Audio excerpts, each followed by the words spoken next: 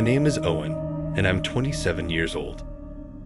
I work as a freelance graphic designer in New York, which means I spend a lot of time alone in my apartment, especially late at night. It's quiet, usually peaceful, and I've always liked it that way, until last night. I was up late, working on a project for a client. The city outside my window was dark and still, with only the occasional car passing by. Everything seemed normal until I suddenly felt like I was being watched. It's hard to explain, but the feeling was so intense that it made me stop what I was doing. At first, I tried to brush it off. I told myself it was just paranoia from too much caffeine and not enough sleep. But the feeling didn't go away. It got worse. My hands started to shake, and I found myself constantly glancing at the window, expecting to see something. Finally, I couldn't take it anymore. I walked over to the window, pulled back the curtain just a little, and looked out. That's when I saw him. A man, standing on the sidewalk across the street, staring directly up at my window. His face was in the shadows, but I could see enough to know he was looking right at me. Why was he just standing there? How long had he been there? My heart started pounding, and I quickly closed the blinds. I tried to go back to work, but I couldn't concentrate. Every noise, every creak of the apartment made me jump. Was he still out there? Should I call someone? What if it was just a coincidence, and I was overreacting? An hour passed, but the feeling of being watched didn't go away. In fact, it got worse. Then, I heard it, a faint scratching sound at my window. It was subtle at first, almost like the wind, but then it grew louder, more deliberate. How was that possible? My apartment was on the second floor. There shouldn't be anyone at my window. I froze. Part of me didn't want to look, didn't want to know what was making that noise, but I had to. I crept back to the window, my heart racing, and slowly pulled back the blinds just enough to peek outside. My blood ran cold. The same man from before was now perched on the fire escape, right outside my window, grinning at me. His face was pale, his eyes wide with a twisted kind of excitement. How had he climbed up there so quietly? What did he want? I was too scared to move, too scared to even breathe. The man didn't try to break the window or force his way in. He just stayed there, grinning at me, his eyes never leaving mine. The scratching sound had been his nails dragging along the glass, a slow, deliberate taunt. I don't know how long we stood like that, locked in a silent standoff. Finally, I snapped out of my paralysis and grabbed my phone, ready to call the police. But as soon as I moved, the man's grin disappeared, replaced by a cold, emotionless stare. Then, without a word, he turned and climbed down the fire escape, disappearing into the shadows of the street below. The police arrived not long after, but by then, he was long gone. They searched the area, but there was no trace of him. I didn't sleep at all that night, and I haven't felt safe in my own home since.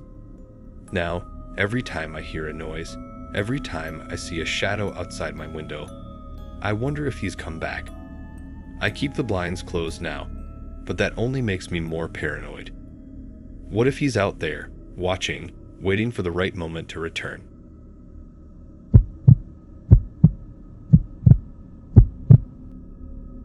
I'm Caleb, 22, a college student in Miami. Last Friday night, I was home alone, studying for an exam. My roommates were out, and the apartment was quiet. It was just me, my textbooks, and the ticking of the clock. Around 11 p.m., my phone rang. It was a number I didn't recognize. I thought about ignoring it, but something made me pick up. "Hello," I said. There was silence for a moment. Then a distorted voice whispered my name, Caleb. My first thought was, who is this? I figured it was a prank, some friend messing with me. "Who's calling?" I asked, trying to sound annoyed. The voice didn't answer my question. Instead, it started listing details about me. "You're studying for your history exam, right? Wearing a blue hoodie, sitting in your living room. My heart skipped a beat. I looked down. I was wearing a blue hoodie. My study materials were scattered on the table in front of me. I tried to keep calm. "Okay, seriously, who is this?"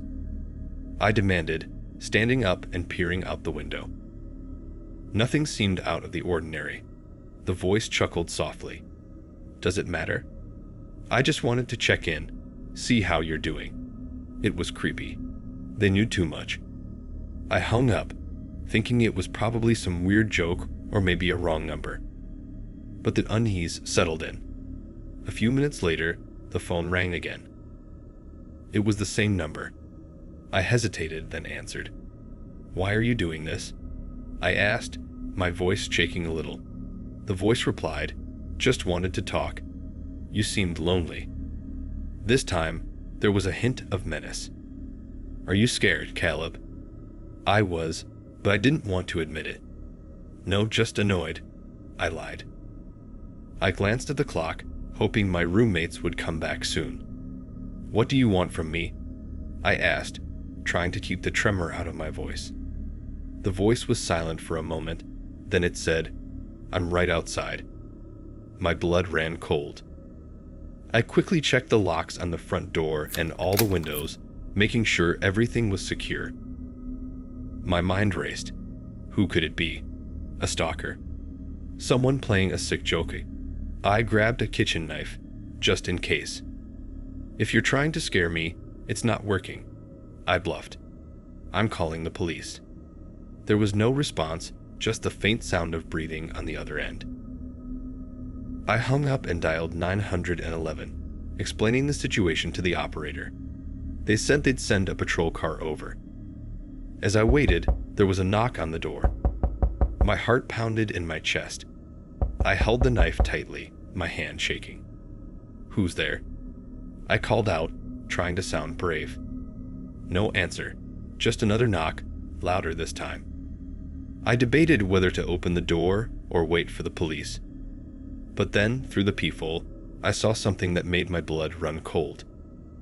It was a photo of me, taken that night in the living room. The photo was slid under the door. I stumbled back, my mind racing. How did they get the picture? Were they in the apartment? The phone rang again. I answered, my voice barely a whisper. "What do you want?" The voice on the other end laughed softly. "You're not alone, Caleb. You've never been alone." Then the line went dead. The police arrived shortly after, but they found nothing. No signs of forced entry, no one around. They said it was probably a prank call. But they keep an eye on the area. I nodded, but I knew something was off. I couldn't shake the feeling that someone was watching me, that they knew everything about me. I haven't slept properly since. Every time I hear a phone ring, I feel a chill down my spine, wondering if it's them again, just waiting for the next chance to remind me how vulnerable I really am.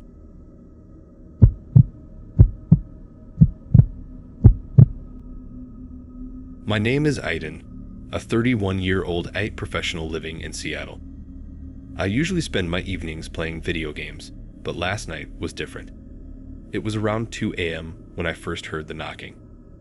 At first, I thought it was part of the game, but then I realized it was coming from my front door. Who would be knocking at this hour? I paused the game and listened. The knocking was faint, almost hesitant. I got up, slightly annoyed, and went to check. No one was there. Maybe it was just my imagination, right? I shrugged it off and went back to my game. But the knocking started again, louder this time. My heart rate picked up. Who could it be? Was someone playing a prank on me? I muted the TV and listened closely. The knocks were now rhythmic, like someone was deliberately trying to get my attention. I felt a chill run down my spine. Suddenly, the power went out, plunging the apartment into darkness. My heart raced. Was it a power cut or something else? I grabbed my phone for light and crept towards the door. As I got closer, I heard a soft scraping sound, followed by a slow, deliberate turning of the doorknob. Who was on the other side? I backed away, fear gripping me. The door creaked open, revealing a shadowy figure standing in the hallway. My breath caught in my throat. What should I do? The figure didn't move, just stood there, staring at me. I managed to whisper, "Who are you? What do you want?" But there was no answer. The silence was deafening. My mind raced with terrifying thoughts.